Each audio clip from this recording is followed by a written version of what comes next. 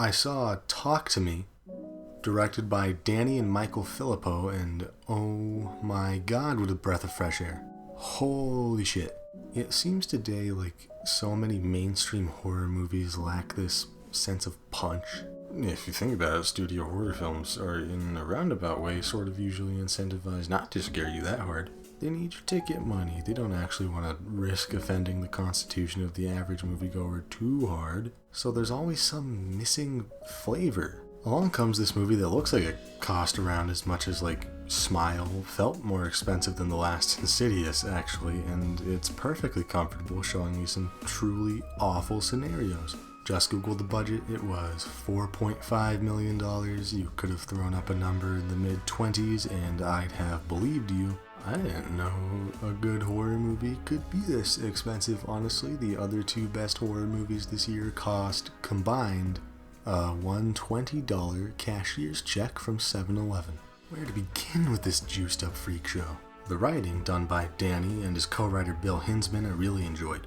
The way everyone talks to each other, especially earlier in the film before shit hits the fan, does a lot of work in brief bits of dialogue that do a great job of building out a sense of the characters' lives and personalities, bolstered by the performances obviously. Everything was very in tune and I loved a lot of the shot choices. Information is regularly delivered visually in a lot of creative but also really efficient ways. Also just a generally beautiful looking movie, which is funny to say because it's also gross as hell. I love how nasty this movie is. Without getting too much into it, there's a good deal of really gross spit stuff in this movie. The directors kinda bring some of their manic YouTube video energy to this film, and that almost sounds like an insult, I swear it's not. This film is very brash, very loud. When someone hits something or someone else, the sounds are super punchy and mixed for you to really feel it.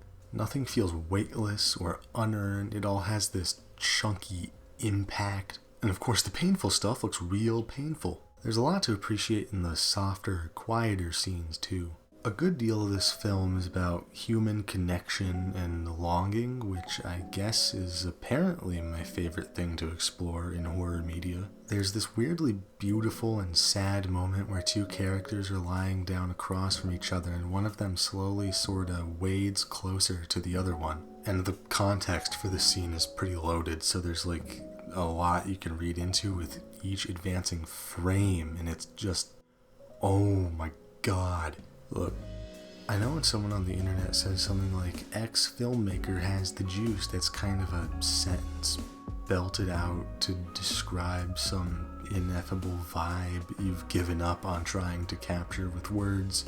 But make no mistake, whatever the juice is, these guys fucking got it.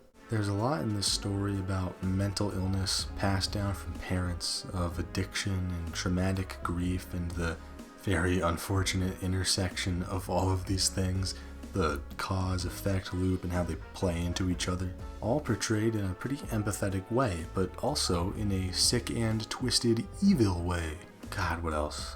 I like that some of the characters are, how to put this, realistically dickish. These people are written very warts and all, and the movie trusts you to still empathize with them as human beings without either making them as plainly likable as possible so you won't want them dead, or writing the movie in such a way where the degree of bad things happening to a given character is directly correlated with how many dick moves they've been written to commit. This is a very common problem in horror films, and it's entirely absent here.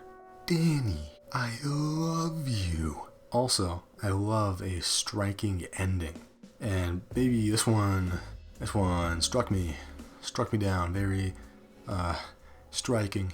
And the song that plays over the credits is very idiosyncratic in a perfect way. Great note to end on. One of the most my jam movies of the last few years probably. It's got everything I could want. It's got the thematic heft. It's got the yearning. It's got the sicko shit. It's got the memorable final shot. Great movie. No, I will not number it. I will not give it a numbered rating. Okay, fine. Jesus, it's like an 8. It's an 8 out of 9. had to have some stupid twist on it. If this was interesting at all, maybe hit the like, but don't subscribe. This is your last warning. What was your favorite part of Talk to Me? My favorite part of Talk to Me was when she went Talk to Me mode and then she talked to me all over those bad guys.